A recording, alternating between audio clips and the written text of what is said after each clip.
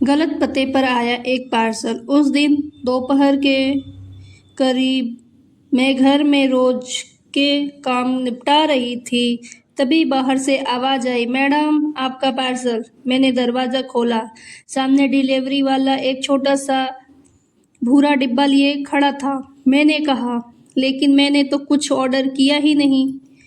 उसने पार्सल पर लिखा दिया था मेरा ही नाम, पता भी मेरा ही था। मैंने थोड़ा हैरान हुई, लेकिन सोचा शायद मेरे घर में किसी ने मेरे लिए कुछ मंगवाया होगा। पार्सल अंदर लेकर आई। डिब्बा काफ़ी पुराना लग रहा था। उस पर कोई ऑनलाइन कंपनी का नाम नहीं था, न कोई बिल, न कोई ऑर्डर नंबर, बस मेरा नाम और पता लिखा था। मैंने घर वालों से पूछा, लेकिन किसी ने कुछ भी ऑर्डर नहीं किया था, साफ मना कर दिया। अब मेरी उत्सुकता और बढ़ गई। मैंने धीरे से डिब्बा खोला। अंदर एक सफ़ेद कपड़े में लिपटी हुई एक छोटी सी लकड़ी की डिब्बी थी। उसके ऊपर एक पुरानी तस्वीर रखी थी। तस्वीर देखकर मैं कुछ पल के लिए बिल्कुल चुप रह गई। उसमें मेरी माँ थी, लेकिन माँ बहुत छोटी थी। उसने एक साथ एक और महिला खड़ी थी, जिन्होंने मैंने कभी नहीं देखा। तस्वीर के पीछे सिर्फ एक तारीख लिखी थी, 12 जुलाई सन 2009, और एक नीचे वाक्य, कुछ रिश्ते समय से नहीं इंतज़ार से जुड़ जाते हैं। मैं तस्वीर को बार बार देखने लगी। तभी मुझे डिब्बे में एक छोटी सी पर्ची दिखाई दी। उसमें मैंने उसे खोला। उस पर लिखा था, यह सामान तुम्हारे पास पहुंच गया है। अब उस इंसान तक पहुंचाना जिसका इंतज़ार तुम्हारी माँ कर रही है। मेरे हाथ रुक गए। मेरी माँ अब इस दुनिया में नहीं थी, लेकिन माँ किसी का इंतज़ार करती थी। मैंने कभी किसी का नाम उसके मुंह से नहीं सुना था। मैं तुरंत माँ की पुरानी अलमारी खोली। मुझे उस उम्मीद थी कि शायद कोई पुरानी कागज़ या पता मिल जाए।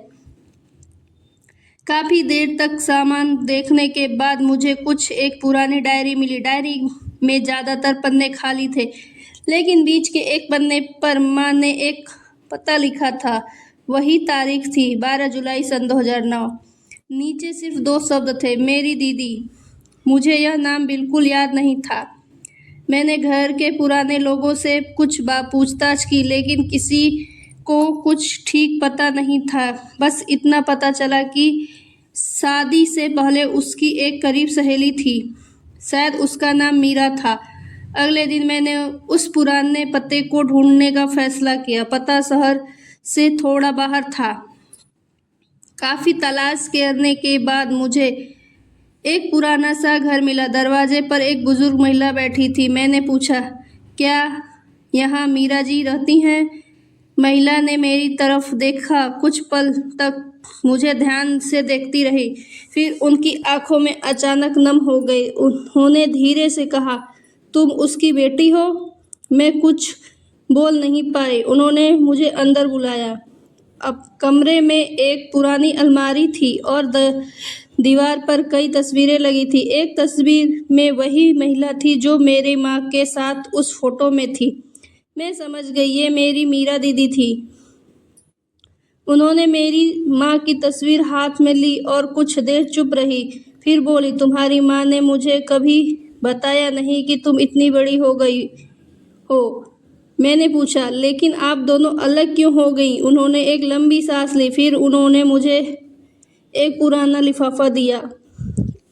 यह तुम्हारी माँ ने मुझे बहुत सालों पहले दिया था, लेकिन मैंने इसे कभी नहीं खोला। मैं हैरान पूछा, क्यों? उन्होंने कहा, क्योंकि मैं उस समय तुम्हारी माँ से बहुत नाराज़ थी। फिर धीरे धीरे उन्होंने पूरी कहानी बताई।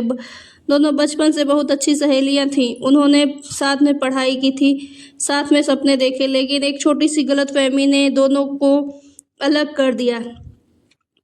एक दिन मीरा को लगा कि मेरी माँ ने उसकी मदद करने में से इनकार कर दिया, और मेरी माँ को लगा कि मीरा ने उससे रिश्ता ख़त्म कर दिया।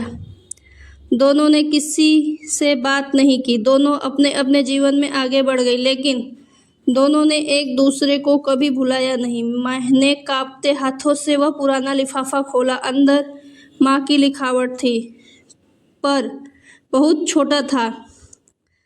माँ ने लिखा था, मीरा, अगर कभी तुम्हें लगे कि मैं तुम्हारा साथ छोड़ दी था तो एक बार मेरी बात सुन लेना, मैं तुम्हें खोना नहीं चाहती थी। आगे लिखा था, जिंदगी में कुछ गलतफहमियां इतनी बढ़ जाती हैं कि इंसान सच बोलने में भी डर कर रहता है। मीरा दीदी की आंखों से आंसू निकल गए। उन्होंने कहा, मैंने सोचा था कि तुम्हारी माँ मुझे भूल गई होगी। मैंने उनका हाथ पकड़कर कहा, माँ ने आपको कभी नहीं भूला। तभी उस पार्सल की याद आई। मैंने अपने साथ लाया हुआ वह लकड़ी का डिब्बा उनके सामने रखा। उन्होंने डिब्बा खोला। अंदर एक छोटी सी पुरानी चूड़ी थी। मीरा दीदी उसे देखते ही पहचान गई। उन्होंने मुस्कुराकर कहा, यह तो हमारी दोस्ती की निशानी थी। फिर अचानक उन्होंने मुझे देखकर कहा, तुम्हारी माँ ने इसे मेरे पास वापस भिजवा दिया क्या? मैंने पूछा, लेकिन यह मेरे पास कैसे पहुंचा? मीरा दीदी कुछ नहीं बोली। उन्होंने बस मुझे एक पुरानी रसीद दिखाई। उस पर कई सालों पुरानी तारीख लिखी थी। मैं समझ गई कि मेरी माँ ने पार्सल बहुत पहले तैयार किया था, लेकिन किसी वजह से यह कोई भेज नहीं गया। मीरा दीदी ने कहा, शायद किसी को यह पता था कि हमारी कहानी अधूरी रह गई। उस दिन मुझे समझ आया कि कभी कभी जिंदगी में सबसे बड़ी गलतियां कोई धोखा नहीं होती, बस समय पर बात न करना होता है। मैं वापस घर आई तो माँ की डायरी खोली। आखिरी पन्ने पर एक लाइन लिखी थी, अगर मैं मीरा से दोबारा मिल पाऊँ तो बस सबसे पहले उससे यही कहूँगी, मुझे माफ़ कर देना। मैं काफ़ी देर तक उस पन्ने को देखती रही। फिर मैंने फ़ोन उठाया, मीरा दीदी को वीडियो कॉल किया। फिर उन्होंने मुस्कुरा के कहा, अब हमारी दोस्ती तुम्हारी वजह से पूरी होगी। मैं भी मुस्कुरा दी। उस दिन घर में मेरे पास सिर्फ एक पुराना पार्सल आया था, लेकिन उसके साथ मुझे एक ऐसी कहानी मिली जो मेरी माँ और साथ लेकर चली गई। एक अधूरी दोस्ती, एक पुरानी गलतफहमी और एक साथ रिश्ता जो इतने सालों से बाद भी ख़त्म नहीं हुआ।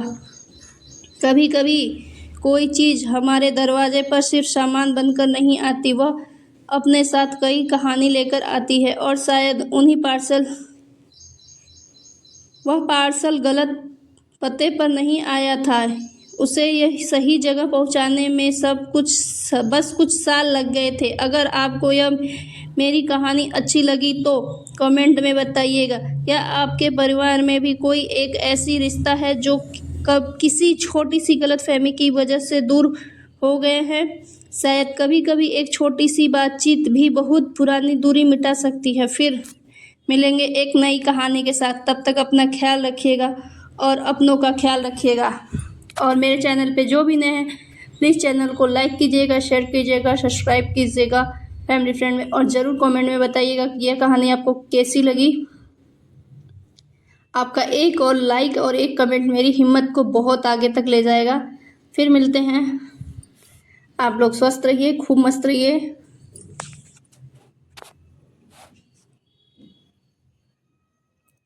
प्लीज़ कहानी को पूरा सुनिएगा। धन्यवाद।